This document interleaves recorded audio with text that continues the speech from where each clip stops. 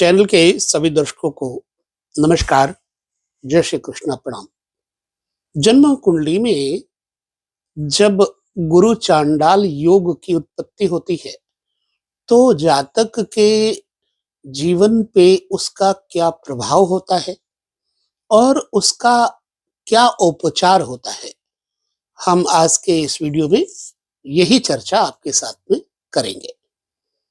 और ये जो गुरु चांडाल योग है, वास्तव में कितना प्रभावशाली है, तो उसके लिए हम एक धनु लग्न की कुंडली आपके सामने प्रस्तुत कर रहे हैं। मान लीजिए जन्म कुंडली में धनु लग्न है और ऐसी अवस्था में गुरु चांडाल योग बन रहा है। ठीक है, चूंकि धनु लग्न में देवगुरु बृहस्पति लग्नेश और सुखेश है, परंतु यहीं पर यदि राहु भी इनके साथ में बैठ जाए तो फिर बन जाएगा गुरु चांडाल योग। अब ऐसे में गुरु चांडाल योग का प्रभाव जातक पर कितना होगा, इसे देखने के लिए हमें दोनों ग्रहों का जो परिमाप है वो लेना पड़ेगा। बृहस्पति, देवगुरु बृहस्पति सतोगुणी ग्रह हैं, धर्ममय हैं, धर्मनिष्ठ हैं, उज्जवल कीर्ति युक्त हैं और धनु राशि पर स्वगृही अपने राशि पर है। यहां पर ध्यान देने की जरूरत है कि देवगुरु बृहस्पति कितनी डिग्रियों पर बैठे हुए हैं।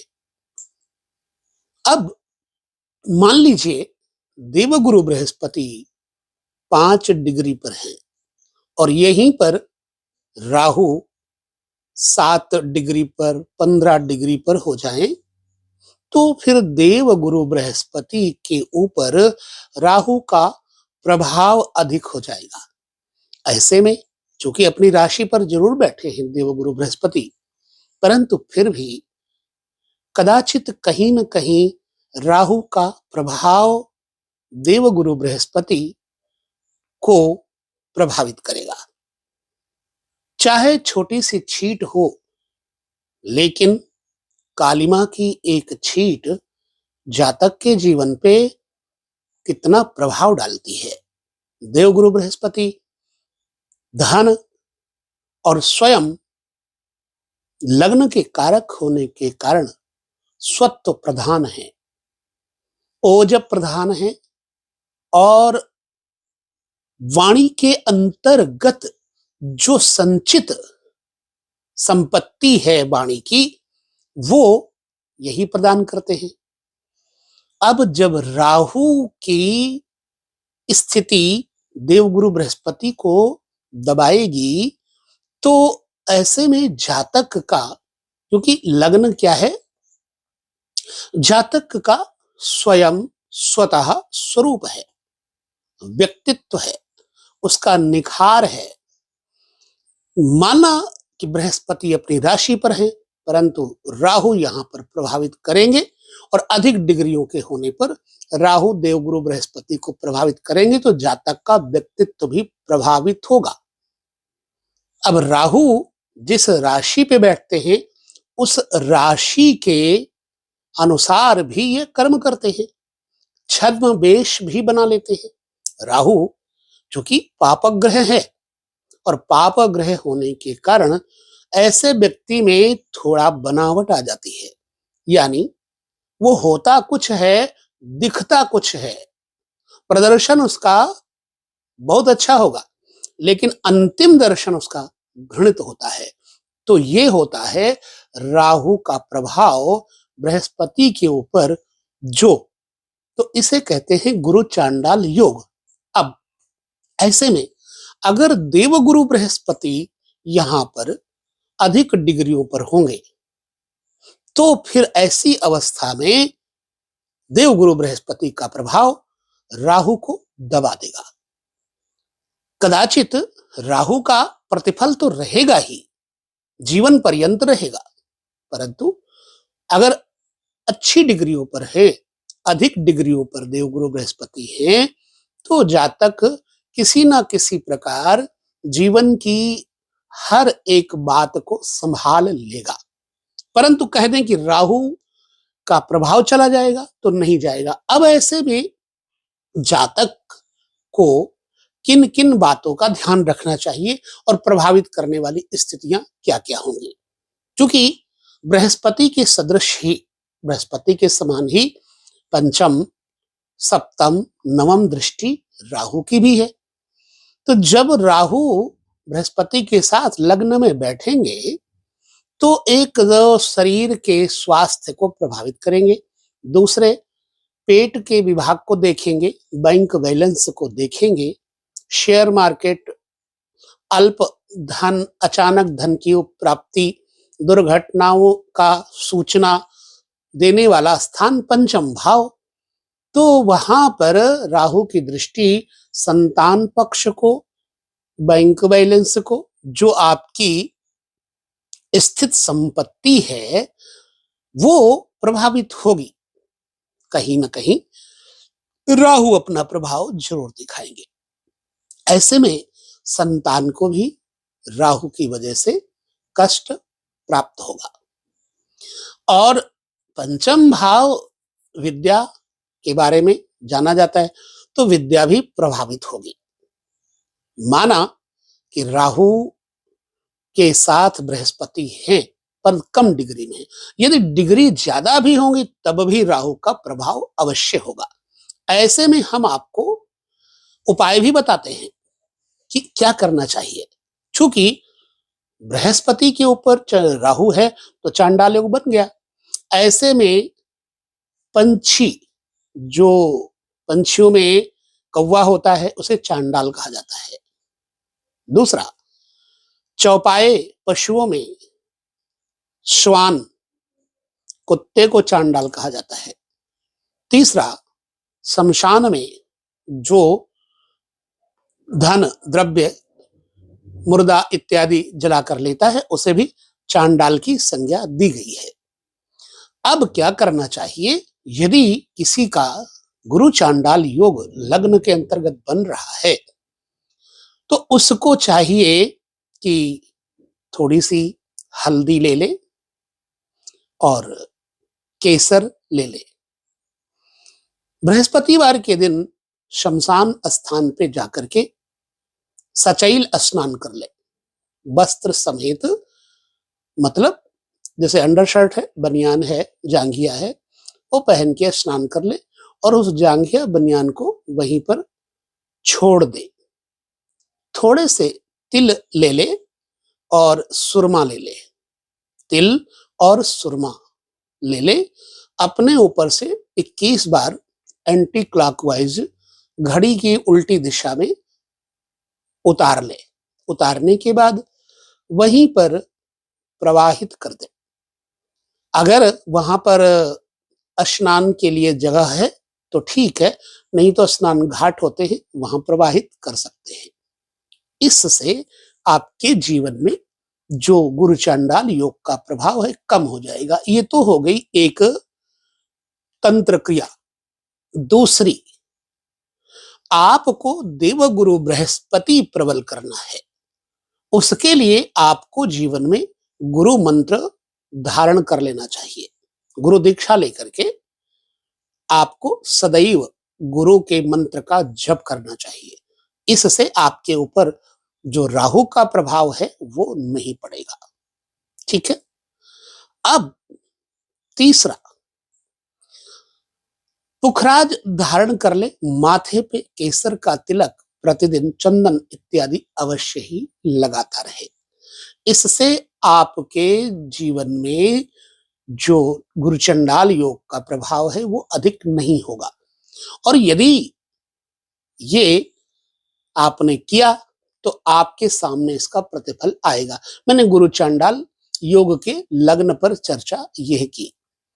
अब जन्म कुंडली के अंतर्गत विशेष तौर से हम लग्न को व्यक्तित्व समझ के इतनी चर्चा किए, क्योंकि लग्न जातक का स्वरूप है, सुंदरता है, चेहरा है, तेज है, व्यक्तित्व है, यदि ये सब कर लेता है तो ये जितने भी प्रभाव हैं जो वो आपके ऊपर गलत नहीं पड़ पाएंगे। यही बृहस्पति और राहु धन भाव में यदि बैठ जाएं तो गुरु चांडाल योग कुटुंब के ऊपर आ जाता है। ऐसे में जातक दूसरा घर वाणी होता है, अप्रिय भाषण करेगा, कटुभाषी होगा, बहुत अस्पष्ट बोलेगा, तो उससे उसके घर वाले विरोध करेंगे, कुटुंब का विरोधी हो जाएगा। ऐसे जातक प्रायः अच्छा नहीं बोल पाएंगे चाह करके भी।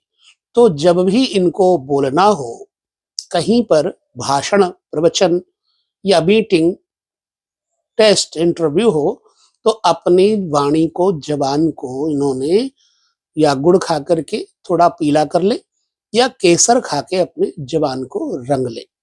इससे इनके ऊपर जो भी कुप्रभाव होगा वो मिट जाएगा।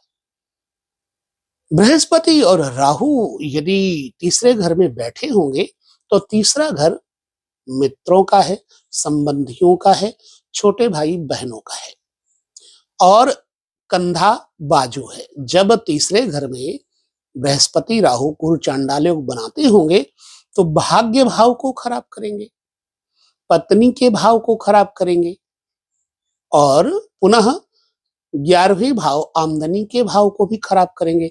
तो जब आमदनी भाव खराब हो जाए, भाग्य भाव खराब हो जाए, तो पुरुषार्थ और पराक्रम में भी हानि होगी। ऐसे में जातक को चाहिए पंचधातु का कोई कड़ा छल्ला बनवा करके धारण करे।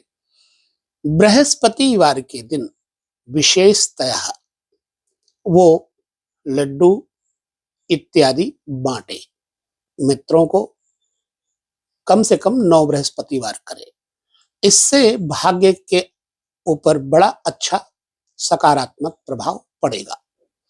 एवं यदि आपकी राशि युक्त है, मानो धनु है, मीन है, कुंभ है और कर्क है, तो आपको पुखराज भी धारण कर लेना चाहिए और हमेशा अपने हाथ में कलावा बांध के रखना चाहिए।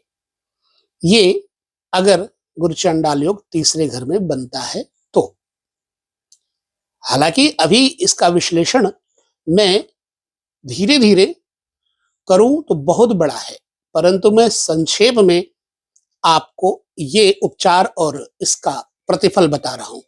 यदि और आवश्यकता पड़ेगी तो हम इस पर और वीडियो आपके साथ बांटेंगे। गुरु चांडाल योग चतुर्थ घर में अगर बन जाए तो चतुर्थ घर भूमि, भवन और सवारी है, मां है, सुख सुविधाओं की वस्तुएं हैं। जातक के जीवन में मैं यहां पर एक बात और कह दूं, यदि देवगुरु बृहस्पति प्रबल हैं तो आप निश्चिंत रहें। राहु की डिग्रियां कम हैं, बृहस्पति की डिग्रियां ज्यादा हैं, तो निश्चिंत रहें, फल होगा उसका बुरा, लेकिन बहुत थोड़ा होगा। जैसे बहुत सफेद वस्त्र के ऊपर छोटी सी बिंदु मात्र की कालिख पता नहीं चलती, दिखाई नहीं पड़ती, ठीक उसी प्रकार से। परंतु फिर भी ये उपाय करके अपने आप को आप दुरुस्त कर सकते हैं। तो जब चतुर्थ भाव में यह स्थिति बनती हो तो जातक को बाहर के जो कुत्ते होते हैं, भ्रमण करते हैं, घूमते हैं, उनको दरवेश भी कहा गया है फकीरी भाषा में। और उन कुत्तों को ये विशेषतया दाल, उड़द की, दही डाल करके और थोड़ा बेसन की वस्तु कोई डाल करके उसमें कुत्तों को खिलाए। एवं गौ मां की सेवा बृहस्पतिवार को, सोमवार को करे और अपने मां के चरणों को स्पर्श करे। विशेषतः ये उपचार आपको करना चाहिए। मोरपंख इत्यादि आप अपने बेड के नीचे रख सकते हैं, जिससे आपको दुस्वप्न नहीं आएंगे। यदि बृहस्पति और राहु गुरु चांडाल योग पंचम भाव में बन रहा है तो संतान पक्ष को लेकर हानि होती है। जब ऐसा हो तो आपको क्या करना चाहिए, किसी ऐसे बच्चे को जो लावारिस हो अथवा गरीब हो, पढ़ने लिखने की क्षमता, फीस देने की क्षमता ना हो, तो उसको पढ़ाएं, पुस्तकें, पेंसिल्स इत्यादि दें। और खास तौर से बैग स्कूल का पीले कलर का जरूर दें। एवं एक कलश में, पीले कलश में हो सके तो मिट्टी का कलश बना बनाया पीला मिल जाता, और नहीं तो उसको पीला कर लें। उसमें थोड़े से काले तिल भर के और साथ में शक्कर किसी मंदिर में या ब्राह्मण को दान कर सकते हैं। बृहस्पति और राहु यदि बैठे हो छठे घर में, तो यहां पर जातक के जीवन में रोग, उदर संबंधी स्वास्थ्य में प्रभाव ज्यादा पड़ेगा। इसके लिए क्या करना चाहिए कि जब भी कोई गरीब को औषधि की जरूरत पड़े तो उसे औषधियां बांटें। और खास तौर से 12वां घर हॉस्पिटल होता है, छठा घर रोगी होता है। रोगी और हॉस्पिटल का संबंध होता है, इसलिए रोगी और हॉस्पिटल में दवाइयां बांटने से आपका ये प्रभाव ठीक हो जाएगा। यदि बृहस्पति राहु 7वें घर में हो तो पत्नी के ऊपर स्वास्थ्य से संबंधित परेशानियां जरूर आ सकती हैं। आपस में विचारधाराएं नहीं मिलेंगी, कटुवादिता रहेगी, धन संपत्ति की परेशानी रहेगी। पुरुष की कुंडली में है तो स्त्री से संबंधित परेशानियां, स्त्री की कुंडली में अगर ये है तो पुरुष संबंधी परेशानियां उसको रहती है। अब ऐसे में जातक को क्या करना चाहिए कि उसे गुरु चांडाल योग से छुटकारा प्राप्त हो।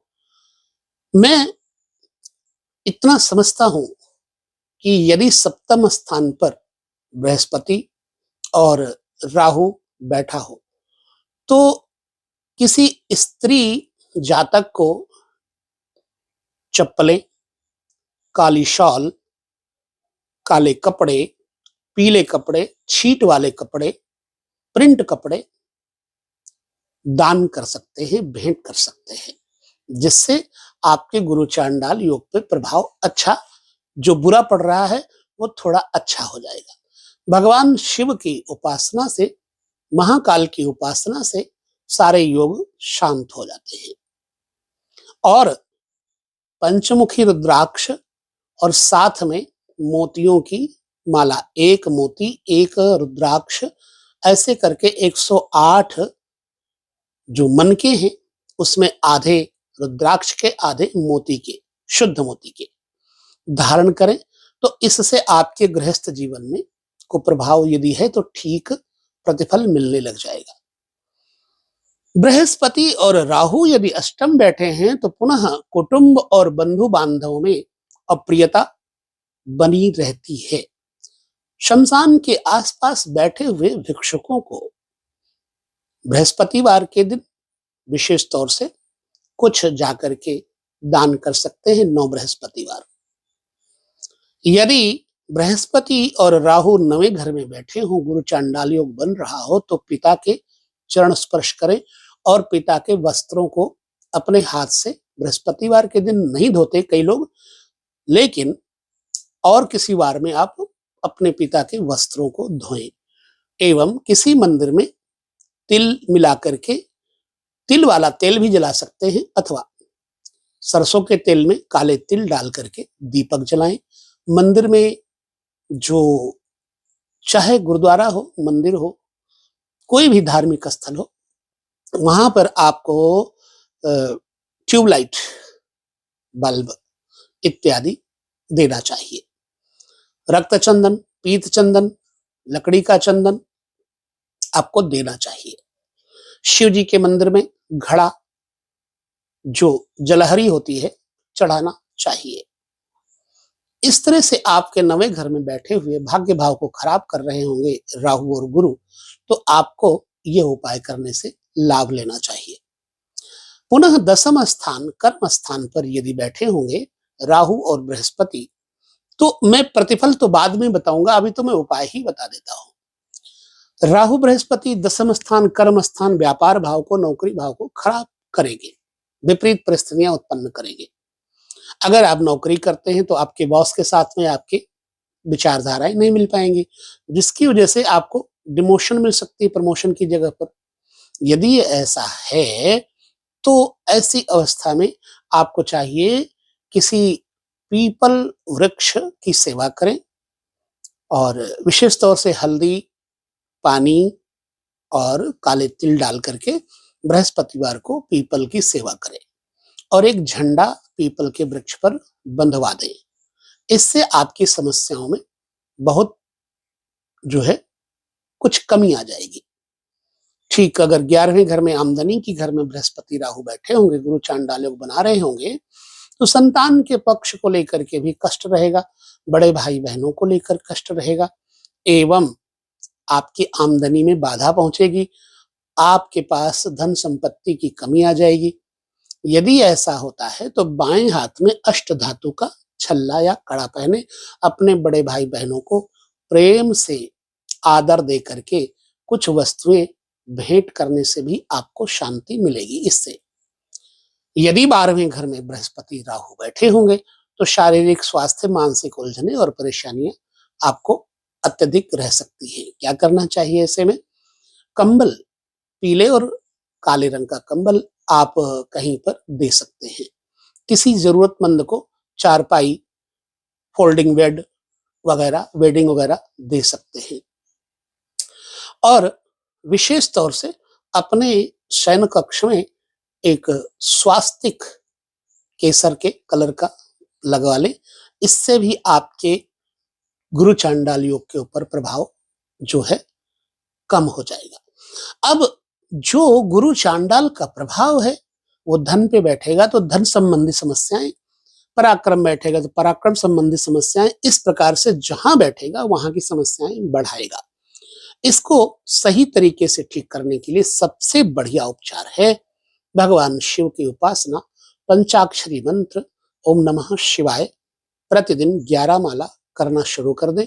आपकी जिंदगी में यदि ये गुरु चांडाल योग है तो आपको अवश्य ही इससे छुटकारा मिलेगा और आपकी समस्याएं खत्म होंगी। तो ये गुरु चांडाल योग से संबंधित वीडियो आपके लिए मैंने आपको दिया, और पुनः मैं किसी और विषय पर आपके साथ चर्चा करूंगा। तब तक लेते हैं विदा। नमस्कार, जय श्री कृष्ण, प्रणाम।